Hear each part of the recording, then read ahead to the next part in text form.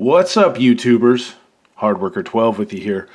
So, a couple of big leaks or news or something in the last week regarding new and upcoming models from Subaru. The first one I want to talk about, which is the one that I'm most excited about, is that apparently the next generation WRX STI, which will be arriving in sometime within the next 18 months, let's just say that for now, because nobody knows for sure when it's going to come out, is going to have a modified version of the FA24 turbo motor that's currently standard in the Ascent and the new Legacy XT and Outback XT models.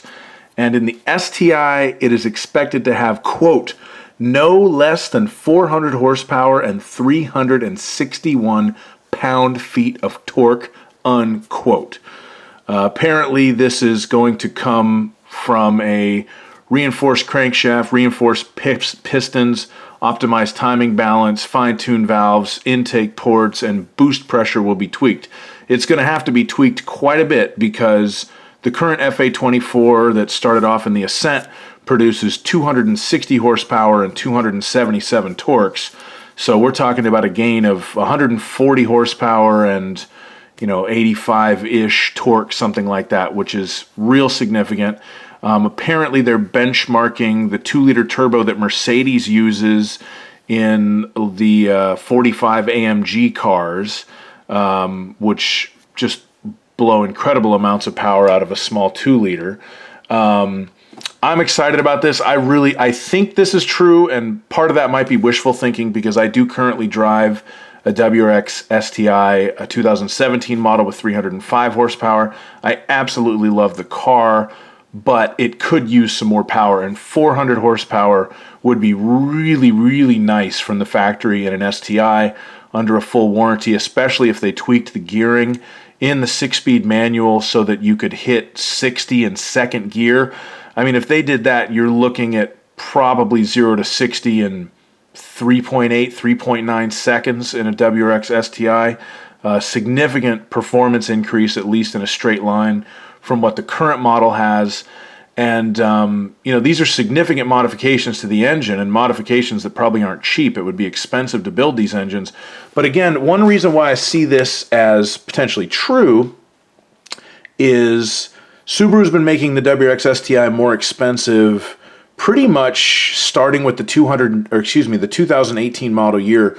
The STI has gotten a little bit more expensive every year. They keep reshuffling the packages, changing the way the options are on the vehicle, so that the effective price is just getting higher and higher and higher.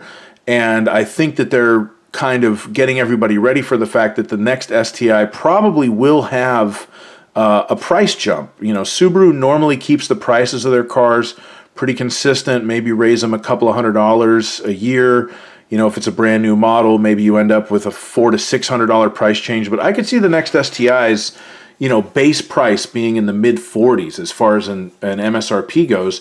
And if it's a car that'll do 0 to 60 in 3.8 seconds and, it handles as well or better as the current STI does, I think that would be worth it. It would be worth all the money. Because you'd really have, a serious performance machine that's kind of back where the original US spec WRX STI was when it first came out in 2004, as far as its competitive place in the market.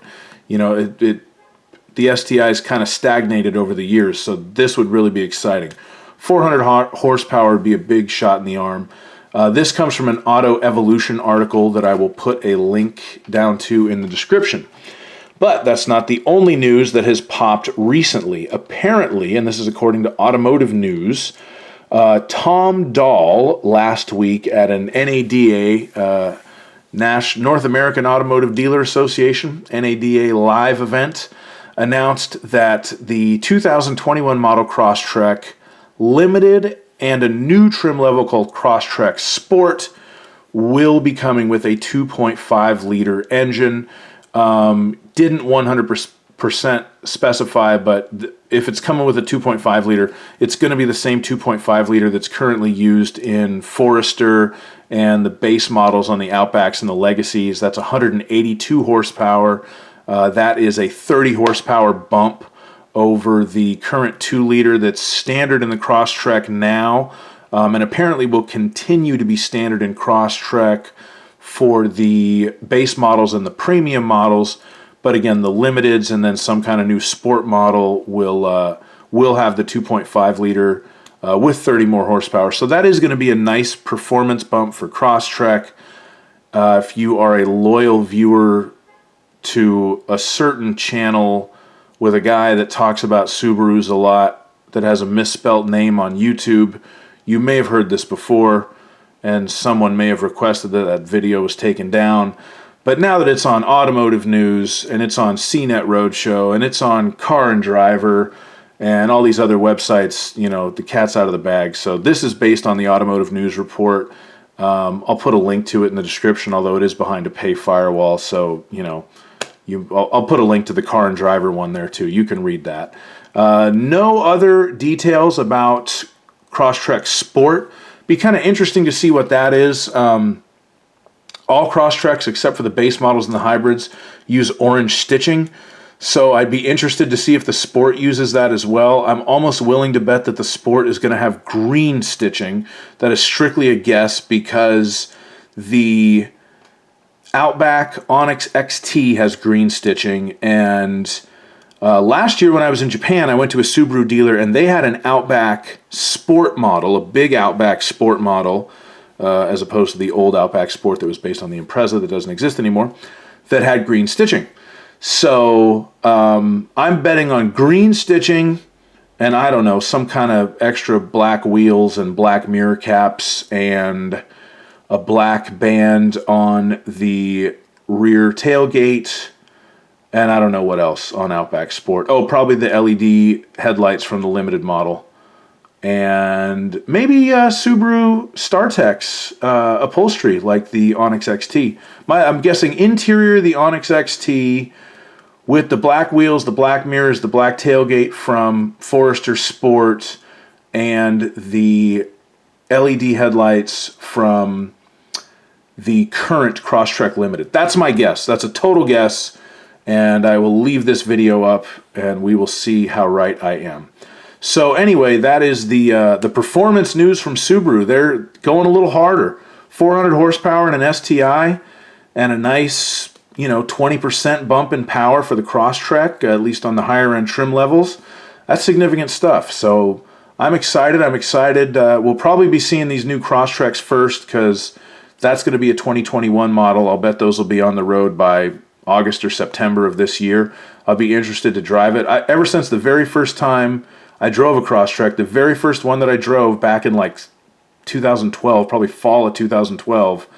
At the time, my daily driver was a 2010 Impreza 2.5 liter, and I drove the Crosstrek with the 2.0, and I was like, man, this car would be better if it had the engine from my Impreza in it, and now it's going to have a 2.5 liter, so that's cool. I'm excited for that, and I'm real excited. I am way in the market for I'll bet it's going to be a 2022 model STI with the 400 horsepower engine. I'll be real excited to drive that and real excited to have one. I mean, that's a goal car for me if that does come out. I love my current STI. My lease is up this year at some point, depending on whether or not I extend it.